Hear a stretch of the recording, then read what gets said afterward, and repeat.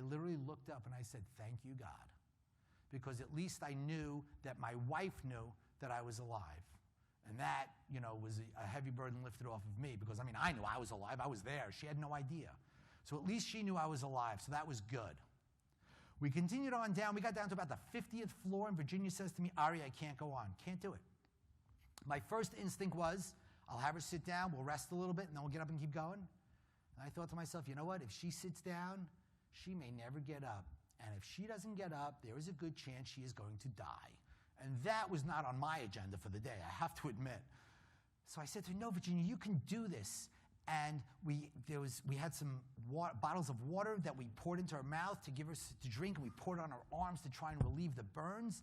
And now I'm coaching. I'm counting the floors down, 45, 44, 42. We're doing great. We're doing great. We were doing great until 38.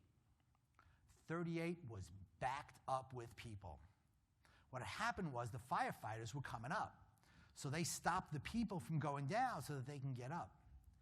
And I'm starting to get really scared. She's a wreck. She is in very, very bad shape. And as a matter of fact, when we got to that crowd of people, some woman turned around and saw her, and she went like, oh! And Virginia looks at me, she says to me, Ari, how bad is it? I said, Virginia, you look great. You're fine. I needed to keep her spirits up. But I'm running scared. So I started to yell out, is there a paramedic in the building? I said, I have a burn victim here. We need medical attention. If you're a paramedic, please come and help us. If not, please step to the right and let us through. And they did. People squeezed over as much as they possibly could, and they literally opened a path so that we can go down. And we continued on down. We got down to about the 8th floor. There was water all over the place. And ankle-deep water. You see, the sprinklers worked very well on the lower floors where there was no fire. They were totally knocked out. When the plane hit, they totally knocked out everything that was on those floors. But down below, a lot of water. And I'll never forget, I was wearing a brand new pair of pants that day. And I said to myself, if anything happens to these pants, my wife is going to kill me. The fear of the woman. So I did this. Honestly, I did this. And I started to go down because I didn't want to ruin my pants. That lasted about a flight, and I said, you know what, if I get out of here, I'll deal with my wife later. And we continued down. We got down to the 1st floor, and the fire warden who's leading us continues to go down. I said, where are you going? He goes, we have to get out through the garage. I turned to Virginia. I said, we already went down 7, 8 flights of stairs. What's another 4 or 5? And we continued on down. We got down about 2 flights when all of a sudden the door on the 1st floor opens up and some guy yells out, where are you people going? I said, we're going out through the garage. He says, no, you can't get out through the garage. You have to come back up here and come out through the 1st floor. I turned to Virginia. I said, we got to go back up. She said a few things that I can't say in mixed company or in any company. And we headed back up. What I heard later was there were people in that garage that never got out. Who was the guy who opened the door? I have no idea. I never saw him. I only heard a voice. And why did he pick that moment to open the door? I have no idea.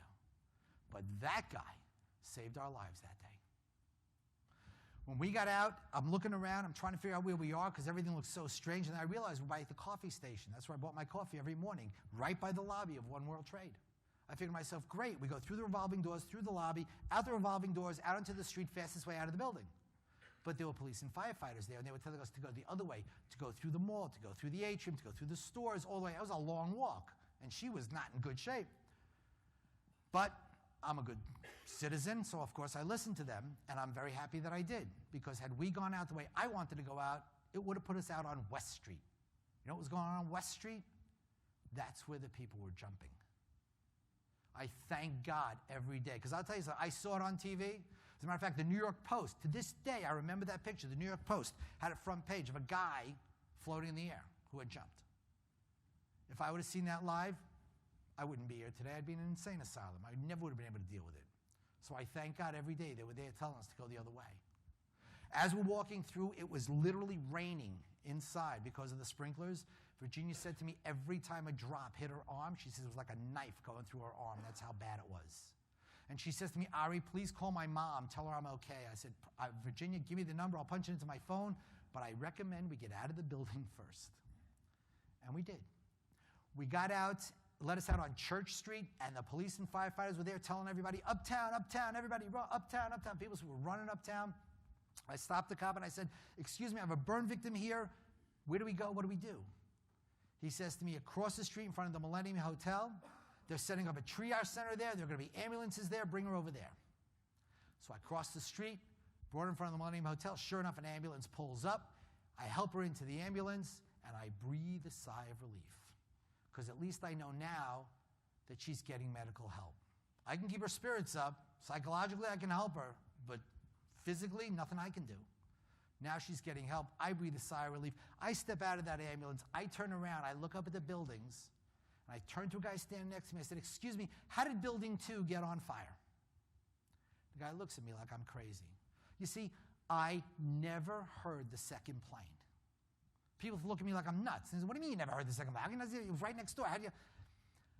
I don't know. Maybe it was just because I was so focused on the task at hand that I just blocked everything else out. That's all I had. I knew what my job was, and that's what I did. I looked at the guy. He says to me, 2 jetliners went into the buildings. They're calling it a terrorist attack. I'm going like, what are you talking about? What are you, crazy? Now I'm really scared. I'm trying to call my wife, can't get through. Trying to call Virginia's mom, can't get through. I don't know what to do. I finally turn around to the ambulance driver. I said, why aren't you leaving? This woman's, she's seriously burned. He goes, we can't leave until we fill the ambulance. We're expecting a huge amount of casualties, and we have to fill the ambulance. They wouldn't even let her lay down. She had to sit up. The unfortunate thing was that there really weren't that many casualties. You were either very, very much dead or very, very much alive. There wasn't a whole lot in between. I remember when we got to St. Vincent's Hospital, they were there waiting. They had the gurneys, they had the nurses, the doctors, everything. They were lined up, they were waiting. Not a whole lot of people showed. So she's writhing in pain. I'm trying to keep her spirits up. They finally fill the ambulance, and the guy says, okay, we can go. And I'm thinking, thank God. And Virginia turns to me and she says to me, Ari, you're coming with us. Now, I don't want to say I was in a comfort zone because of what was going on, but the reality is I knew where I was. And if I had to get anywhere else from that point, I would know how to get there because I knew the area. The thought of getting into an ambulance and going God knows where, because I had no idea where they were going to take her, on that day didn't excite me. Second of all, as soon as she's gone, you know where I'm going. I'm going back to the building because I'm looking for my friends, I'm looking for my coworkers, I'm looking up. I'm not going anywhere. I said to Virginia, you don't need me anymore. I'm going to get a hold of your mom. She's going to meet you in the hospital. You're going to be okay. She turns to the ambulance driver. She says, we're not leaving unless he comes with us. And I look at the ambulance driver, and he looks at me, and I see it in his eyes, and he's thinking, this is not a cab service. But I look at him, and I say, you know what? Maybe for her own psychological benefit, maybe I should come. He says to me, fine, hop into the front. And I got into the front of that ambulance, and we pulled away. We're one of only a few ambulances that actually got away from the scene that day. If you ever go to the 9/11 museum, you will see a crushed ambulance at the museum. I have friends who work for volunteer ambulance corps who showed me pictures of crushed ambulances. Who saved whose life? She thanks me every single day for saving her life, and I say to her, you got it all wrong. If she wouldn't have insisted that I get into that ambulance, I would have been standing at the base of that building when it came down, and I would be dead. There was no question in my mind. But she insisted I get into that ambulance. And that's why I'm here today telling you a story. Who saved whose life? We pulled away, and I'll never forget, we didn't take the highway, we took city streets to get to St. Vincent's Hospital, and all along the entire route, all you saw were people gaping, mouths open with video cameras and still cameras and digital cameras. Unbelievable. We got to St. Vincent's Hospital, and I helped bring her in, and they started asking questions, and I knew all of her information by now because we had told her so many times. And then finally, the guy looks at me, and he says to me, what about, are you a relative? I go, no, I'm her coworker. I help bring her in. He goes, you can't stay. You have to leave. Leave? What are you talking about? They said, I'm sorry, hospital policy. I couldn't believe it. Even in that situation with what was going on, you're going to be a stickler for hospital policy for, I'm the only one she's got? Didn't matter. They threw me out. I said, Virginia, I'll get a hold of your mom. She's going to be here soon. You're going to be okay. And I walked out of the hospital. And as I walk out, all of a sudden, I hear somebody behind me go, wow, did you hear? Tower 2 collapsed. And from St. Vincent's Hospital, you had a clear view straight down to the Trade Center. And sure enough, Tower 2 was gone. Gone. 107 stories of building, 50,000 square feet per floor, and it was gone. I had a pit in my stomach like you wouldn't believe. I couldn't have imagined something like that happening. And I'm looking for a phone, right? My cell phone is, I'm looking for a payphone. A payphone. When was the last time anybody in this room used the payphone? People look at me like I'm crazy. But I needed to get a hold of somebody. All of a sudden, this guy is walking down the street, and he's talking on his cell phone. And I remember thinking to myself, when this is all over, I'm going to find out who his carrier is, and I'm going to switch to them. I ran over to the guy, says, excuse me, can I use your phone? It's an emergency. And the guy says to me, yeah, sure. He says, listen, some guy needs my phone. I'll call you back. And he hangs up the phone. He hands me the phone. And I dialed, and the first person I called was Virginia's mom. I told this to my wife 6 months later.